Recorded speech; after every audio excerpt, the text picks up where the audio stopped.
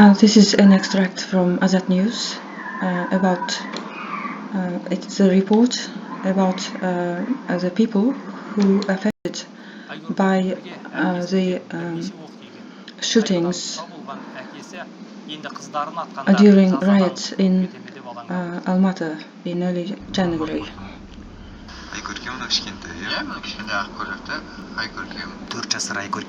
Several children were killed during the January, and so one of them is Aygürkem, and her 44-year-old father, Aydos Medelhan, is talking about that tragic day. The tragedy happened on the 7th of January when Aydos' eldest son, Baurjan, who's 18-year-old, went out to the nearby store to buy some foodstuff. But the nearby shops were all closed, and he decided to drive further towards the city to find an open store and buy milk and bread. When he reached Seyfuddin Satbayev Street, their car was attacked by the army.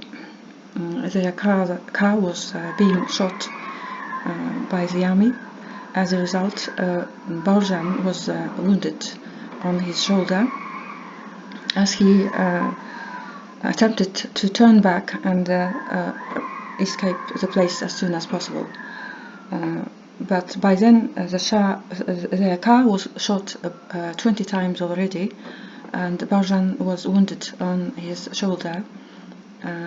Janil, 16-year-old, was wounded in her leg and hip, and Aygürkem was wounded on her head. Baurjan waved. He called the ambulance immediately.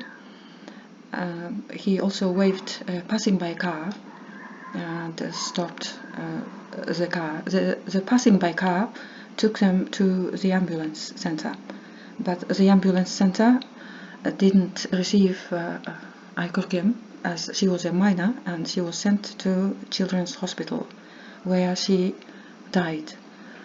She lost a lot of blood. Janil is still in the hospital so far. One of the bullets in her body hasn't been removed, because the surgeons said it is quite complicated to remove that bullet.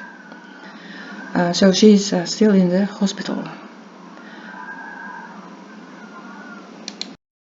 Әпкесін бауырлары ауруханаға апарады. Ауруханада қыздың денесінен 4 оқ шыққан. Қыздардың әкесі көлік шанағынан 20-ға жуық тесік таптым дейді. Өзіміз тапқан сол мәшинеден шыққан оқтары бар.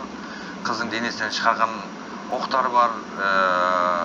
Баллистика жасатылған. All those bullets found from the children's body and from inside the car are the type of bullets that are only used by the military. And now he appealed to the police to investigate this incident, but the police said there's no point for you to try and get it investigated because the shootings took place as per the president's order. So you will not be able to get anywhere with your reports, and with your efforts will be in vain. That's what he was told.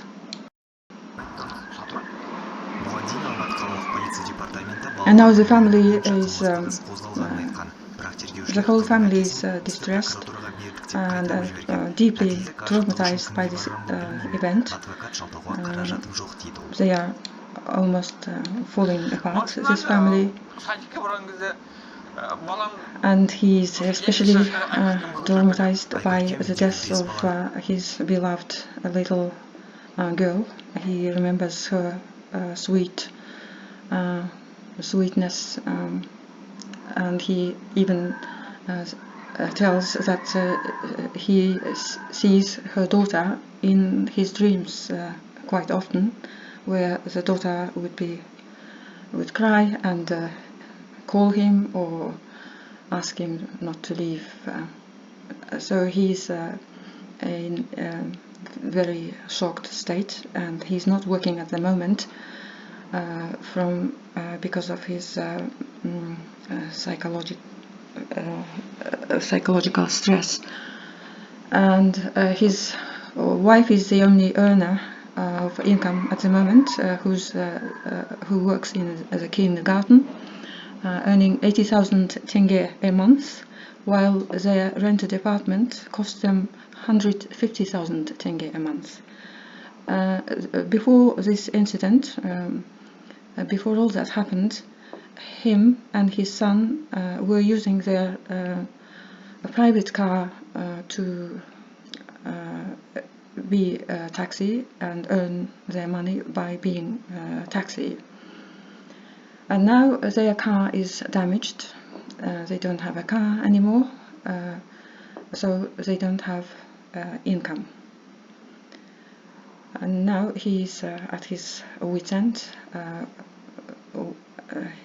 not knowing what to do.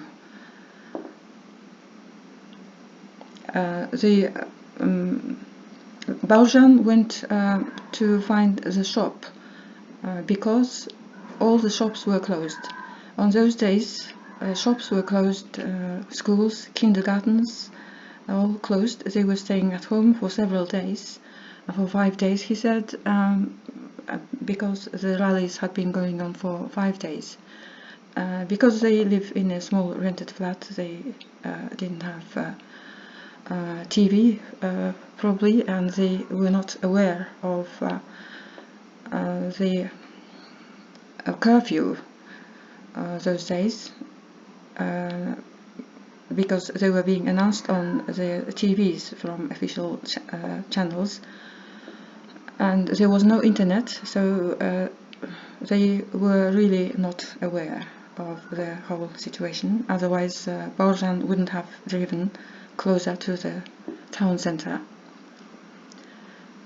And now he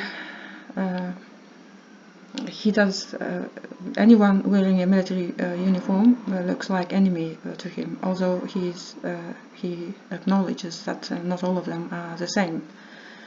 But because the bullets are confirmed that they were used by the military, he still can't believe that the military shot his children.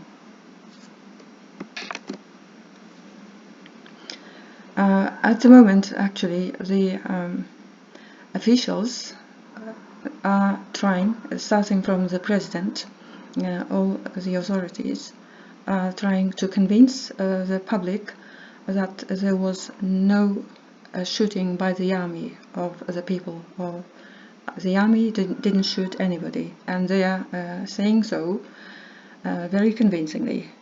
Even I get to believe their version, even after seeing all these reportings.